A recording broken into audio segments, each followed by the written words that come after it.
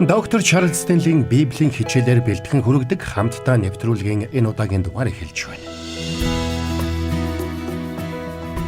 Хүүхэд өвдөх, ажлаасаа халагдах, орон байраа алдах гэх мэт олон асуудлууд биднийг Бурхны өмнө тусламж ирэн өвдөг сөгтөхөд хүргэдэг.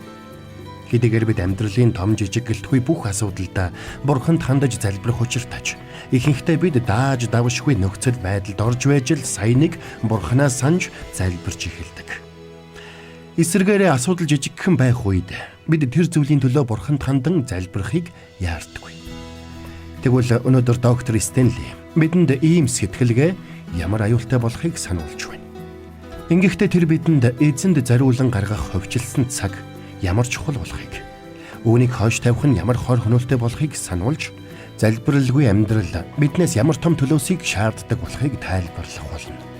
Ингээд хамтдаа доктор Стенли ярианд анхаарлаа хандуулцгаая.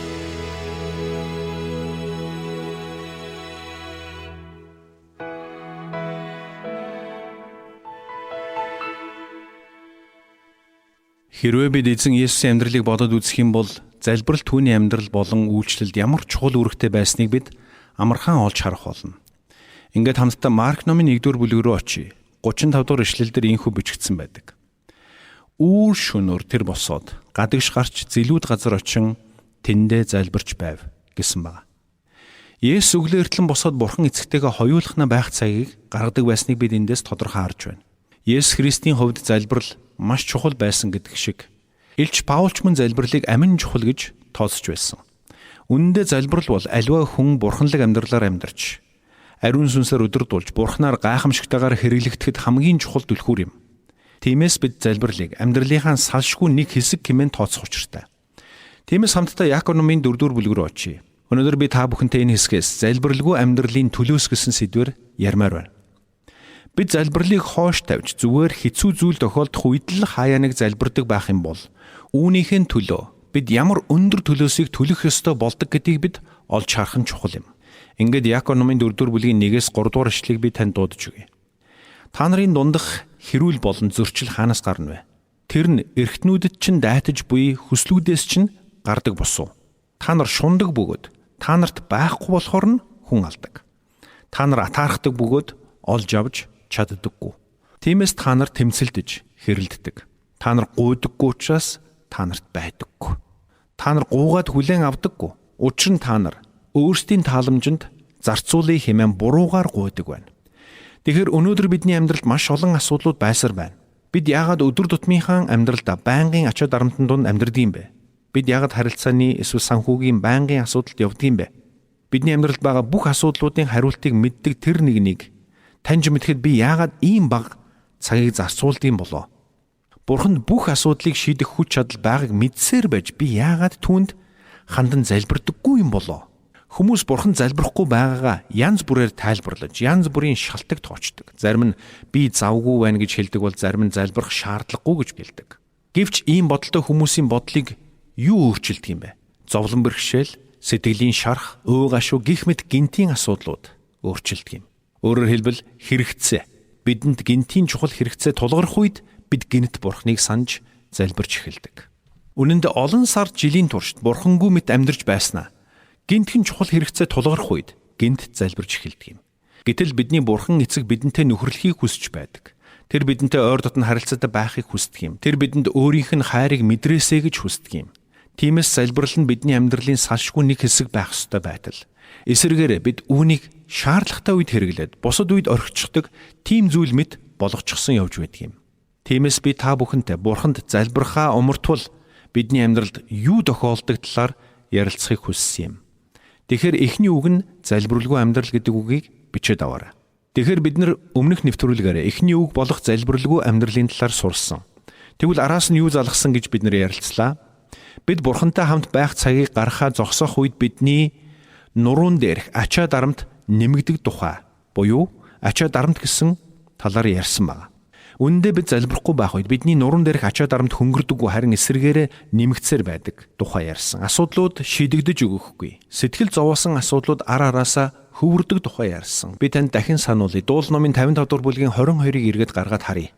Ачаагаа эзэн даадаг. Тэр чамааг түшин тэтгэнэ. Зөвхтийн анхыг тэр хизээж зөвшөөрөхгүй гэсэн байна.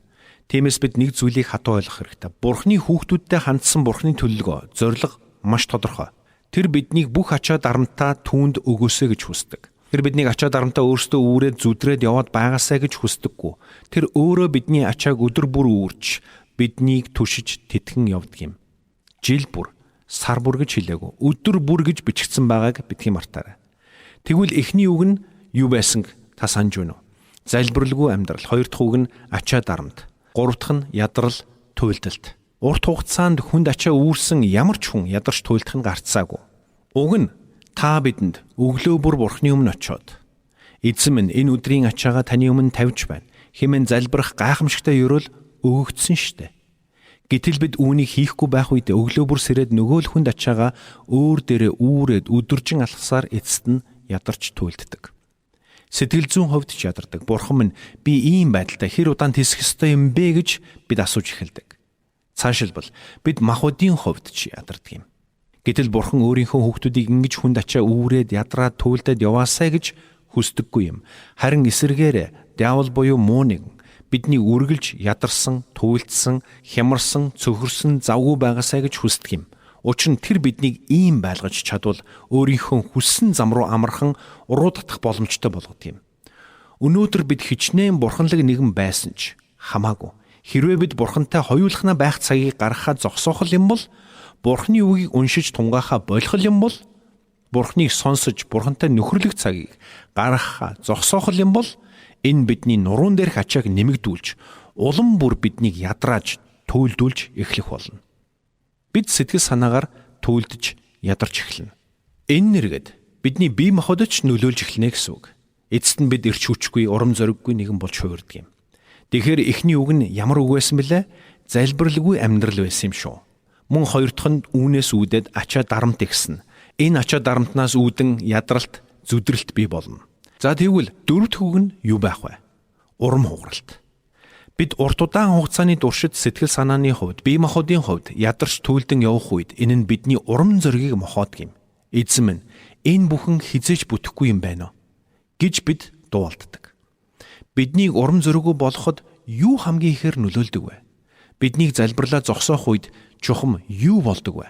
Эсвэргээр бид Бурхны өмнө өвдөг сүгдэн залбирч байх үед ямар ч том асуудал биш харин жижиг болж хувирдаг. Гэтэл биднийг залбирлаа зогсоосон мөчөөс эхлэн тэр асуудал томорч эхэлдэг юм. Эцэст нь дааж давшгүй уул овоо мэт болж харагдаж эхэлдэг гэсэн үг. Яагаад тэр вэ? Яагаад гэвэл бид Бурхан эцэгтэй анхаарлаа хандуулахын оронд асуудалд анхаарлаа хандуулж эхэлдэг юм. Гэтэл бид хэдий чинээ асуудалд анхаарлаа хандуулна. Тухайн асуудал төдий чинээ томорч харагдсаар байдаг юм. Энэ бол эц төгсгөлгүй тойрог. Бид тэрхүү ачаа дарамтыг хэдий чинээ удаан үүрнэ, төдий чинээ хүнд санагдах болно. Хэдий чинээ хүнд санагдан, төдий чинээ тэр ачаандаа анхаарлаа хандуулна. Хэдий чинээ анхаарлаа хандуулна, төдий чинээ том болж харагдах болно. Энэ тойрог тасралтгүй эргэлцээр эцэст нь бид цөхөрж ундаг юм. Харин бид ачаа дарамт асуудлуудаа биш, Бурханд анхаарлаа хандуулж эхлэх тэр цагт энэ тойрог тасардаг юм. Учир нь бидний амьдралд Бурхны дааж чадахгүй ачаа гэж үгүй. Тэр бидний нуруунд дээрх ачаагаа хэрхэн өргөхөө сайн мэддэг юм. Гэтэл бид анхаарлаа Бурханаас өөр зүйлд хандуулах үед бодилж цөхөрж эхэлдэг. Олон хүн би энэ асуудлыг яаж шийдэхээ мэдхэ болчихлоо. Би бүр цөхөрж гүйцээд байна гэж ярьдаг юм. Тэд яагаад ингэж ярьж байна вэ? Яагаад гэвэл тэдний урам хугарсан байна. Тэд цөхөрсөн байна гэсэн үг юм. Энэ нь биднийг айц түгшүүрт автоматгай болгодог юм. Үүнээс болоод бид жижигхэн асуудлыг ч маш айцтайгаар хүлээж авдаг болчихдог. Бурхан Мөсед Израилийн хүүхдүүдэд очиод би тэдний урд явах болно гэж хэл гэсэн ямар учиртай байв. Тэднийг урдаа байгаа асуудлаа биш, харин тэдний урд яваа Бурхан руу анхаарлаа хандуулаасай гэсэндээ юм. Тэд игэвчүүдэд биш, элсэн цөлд биш, харин Бурханд бүх анхаарлаа хандуулах учиртай байсан юм. Тийм учраас Бурхан тэдэнд өдрөөр үүлэн багнаар, шөнөөр галан багныг өгсөн юм. Үүлэн тэднийг өдрийн халуунд нарнаас халахалж байсан бол гал тэднийг шөнийн сэрүүнд дулаацуулан гэрэлтүүлж байсан юм. Үүгээрээ Бурхан тэдэнд юуг ойлгуулахыг хүссэн бэ? Үүгээрээ Бурхан тэдэнд та нарын харж байгаа үйл намайг төлөөлж байна. Та нарыг харж хамгаалж байгаа нэг нь би юм шүү. хэмээн сануулж байсан юм. Өөрөөр хэлбэл Бурхан тэдэнтэй хамт байгаагаа нүдэнд нь харагдах үйс байдлаар сануулж байсан гэсэн үг юм. Тэгвэл Бурхан бидний дотор ариун сүнсээ өгсөн мөн л бидэнд Бурханы оршихуйг сануулж байгаа хэрэг юм. Бурхан бол бидний амьдралыг тэтгэгч хүч гэдгийг бидэнд сануулахын тулд юм. Харин бид нуруунд дээрх ачаанаасаа салахгүй явсаар байх юм бол бид ядарч түйлдэж эхэлдэг. Улмаар ядарч түйлдсэн байдалтай явсаар эцэст нь урам хугарч зориг мохдог юм. Харин ийхүү урам хугарсан зориг мохсон үедээ бид диаволд маш амархан өргөдүүлдэг юм. Тэгээд цааш нь үзье. Урам хугарлтын араас юу залгадаг вэ? Эргэлзээ. Урам хугарлтыг үргэлж эргэлзээ дагаж явдаг юм. Эзэн минь надад ингэж санагдаж байна.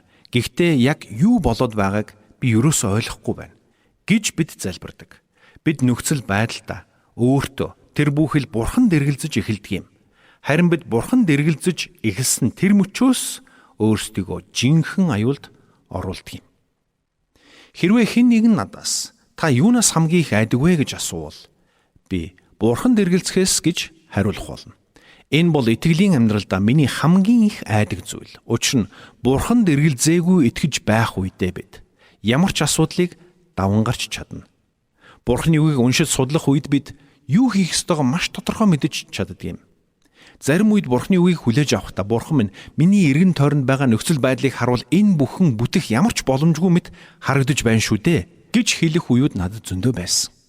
Бурхан минь та надад ингэж хэлснийг би мэдэж байна. Гэхдээ энэ бүхэн бүтлгүйтвэл яах болж байна гэж эргэлзэх үе надад байсан. Гэхдээ тэр бүрт Бурхан надаас чи харагдаж байгаа зүйлдээ итгэх үү эсвэл надад итгэх үү гэж асуудаг байсан юм. Бурханы авралаар миний амьдралын ямар ч асуудал дээр Бурхан хизээж бүтлгүйтэж байгаагүй.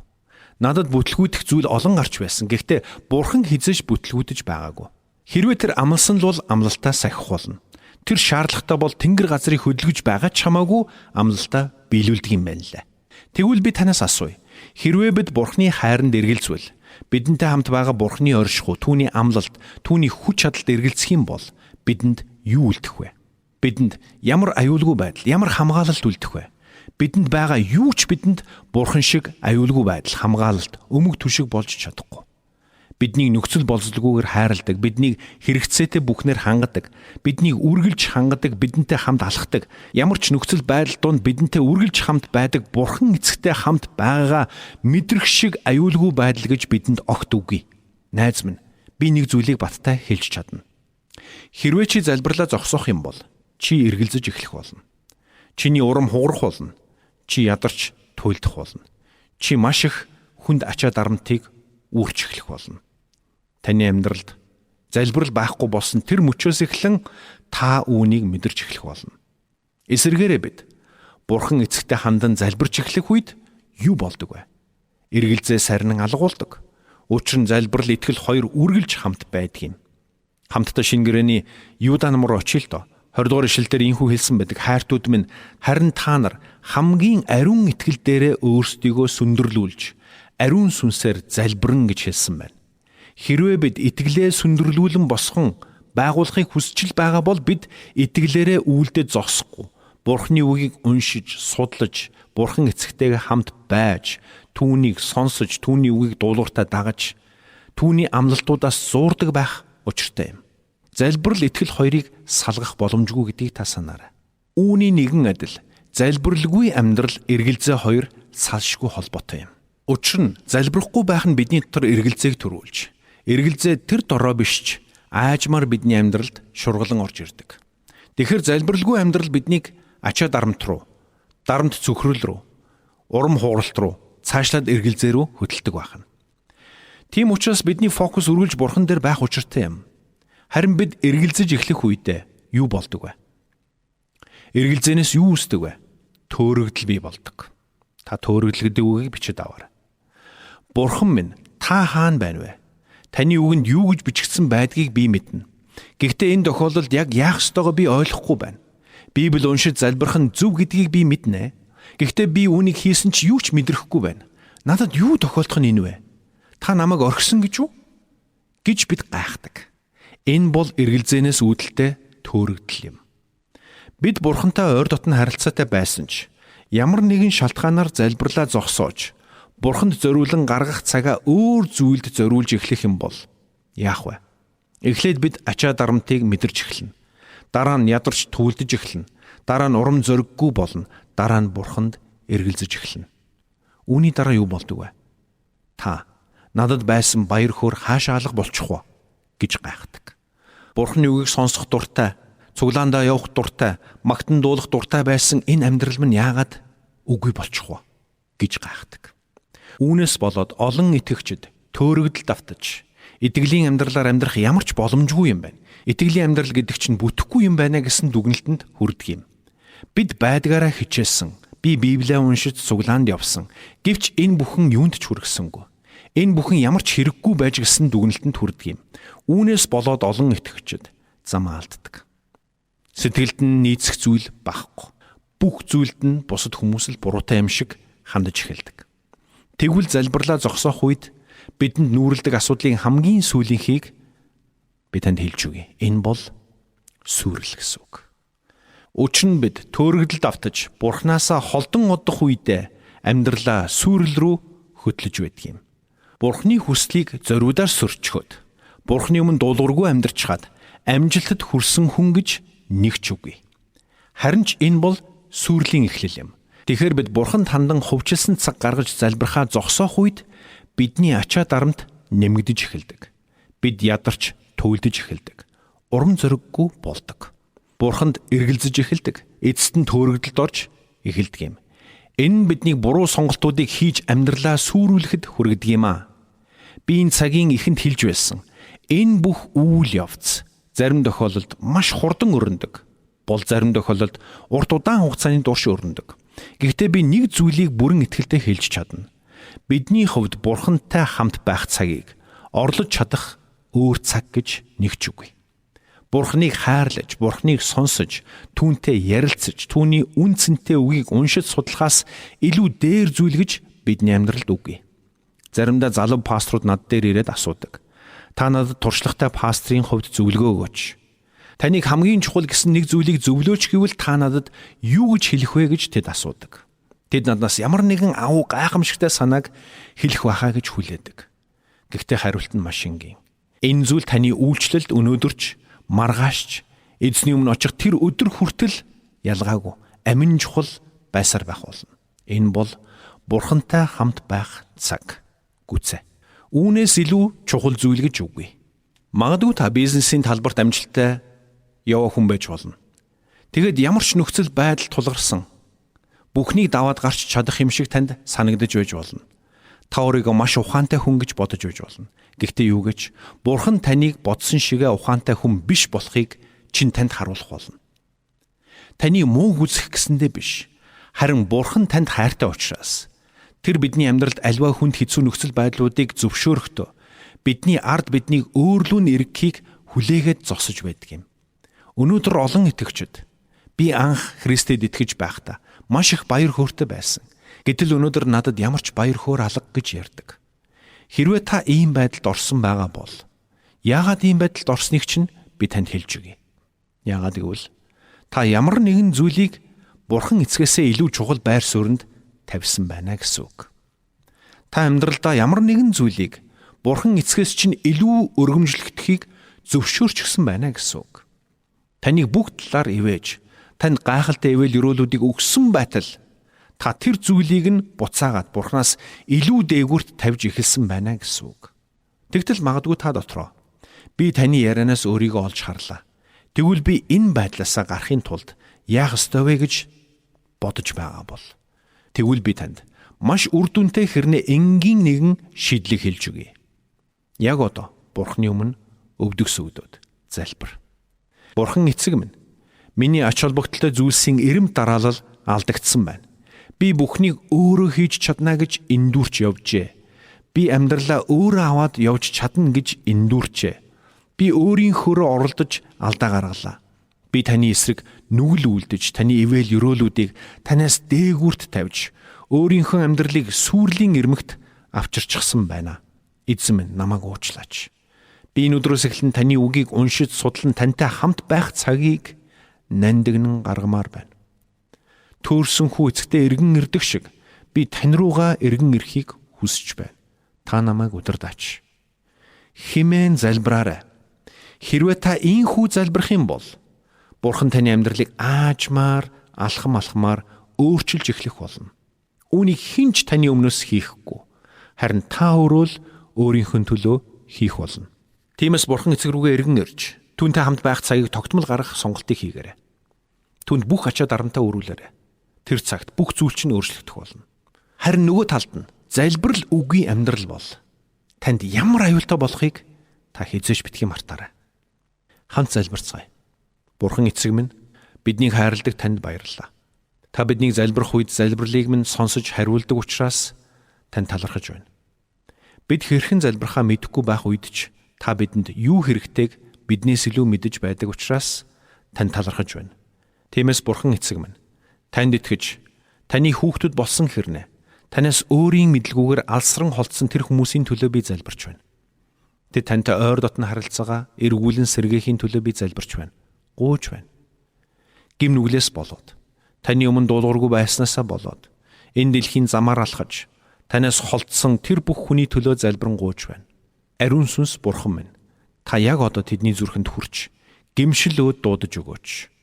Тинхүү тэднийг Бурхан эцэг рүүгээ эргэж, залбирал дотроос Бурхан эцэгтэйгээ эргэн нөхөрлөхөд нь та туслаач. Энэ бүгдийг Есүсийн нэрээр залбирч байна. Амен. Итгэгчид бид залбирлаа зогсоох үед ямар аюултай үр дагавар үүсдэг болохыг доктор Стенли өнөөдөр сануулж байна. Тиймээс хэрвээ бид Бурхан эзнээсээ холдсон бол яаралтай түүн рүү даруугаар эргэж, түүнийг эрен хайж, түүнд залбирч, түүнийг сонсох нь чухал байна. Тэр цагт бид хүнд ачаа дарамтаасаа салж, бие махбод, сүнс, санаа бодолдоо жинхэнэ амралтыг олох болно. Доктор Стенли бидэнд залбирал болон Бурханы үг үргэлж хамт байдаг гэж сургасныг санаж, Дуурал 119-т бичигдсэн гайхалтай үгсээр өнөөдрийн цагийг өндөрлүүлцгээе. Хамтдаа Дуурал 119-ийн 1-7-г уншъя. Явдал үйл нь гим зэмгүй агаад эзний хуулиар явагсад юутай ёроолтой вэ? Түүний гэрчлэлүүдийг сахин, түүнийг бүхий л зүрхээрээ хайгсад юутай ёроолтой вэ? Шудраг бусыг эс үлдэнэ, түүний замаар явна. Биднийг хичээнгүйлэн сахих гэж тушаалуудаа та тогтоосон билээ. Зарилгуудыг тань сахих замууд минь бад тогтдог. Таны бүх тушаалыг анхаарч явхад ичхүүр надад эс ирнэ. Таны зөвд шүүхээс сурах үед би шулуун шудраг зүрхээр танд талархах болно. Амен.